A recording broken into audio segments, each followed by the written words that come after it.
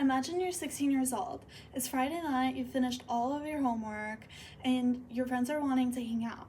So you want to go out and spend some time together, not to cause trouble, just to hang out. So what do?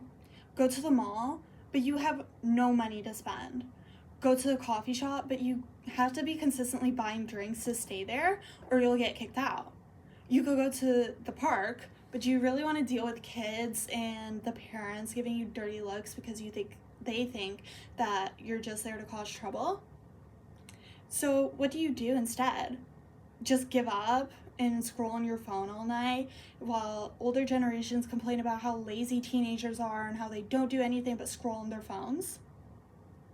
So today, I'd like to talk about the lack of third spaces in teenagers' lives and how older generations and adults today are not helping at all to make the situation better. So first, let's talk about third spaces. Your first space is home with your family, with people that you're comfortable with. Your second place is school or work if you can find a job. And a third place should be somewhere where you can hang out with your friends freely and just have fun. In the past, that might have been something like a roller rink or an arcade or the mall, when things weren't as expensive, so it was more accessible for teenagers. Today, these places are very, very sparse. Many places have become commercialized, and if you aren't buying something while you're at these places, you'll likely be asked to leave, or you will just genuinely feel unwelcomed. Even places that are meant to be public spaces are now not very welcoming to teenagers because of rural surveillance and dirty looks. So that creates the question of, if society wants teenagers to go out and stop spending so much time on their phones, where are we supposed to go? The answer might just be nowhere, and that's a very, very big problem. Teenagers don't just stop needing third places because adults decided to stop providing them. So instead, loneliness grows and mental health struggles become more common. Instead of learning social skills in real life like people in the 80s might have, we are more urged towards the internet because it's the only place where we can truly be free. Stranger danger is also something that's very commonly told to children. Even if they don't truly understand it, it's usually told by their parents and teachers. So it kind of connotes to this feeling that, like, you shouldn't go outside alone ever because you don't want to be outside with the strangers where it's not safe anymore. And this sentiment is taken into adolescence. I don't think anybody's ever forgotten stranger danger. And the rise of people speaking out about their experiences with, like, being attacked on the street and things like that, and true crime podcasts make the feeling of not really wanting to go outside a lot stronger than it might have been before. Especially because with knowing that nothing is truly safe anymore, you don't really want to go anywhere other than your house or shopping with your mom. Of course, crime was still a thing back then. Crime has never gone away, but it was not nearly as spoken about as it is today.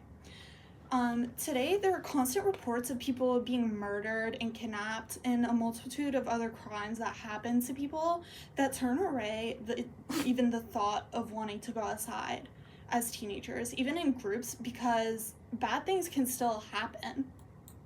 But not having a third place isn't the only issue that we face. Another really big problem that teenagers face is teenagers' perception by adults.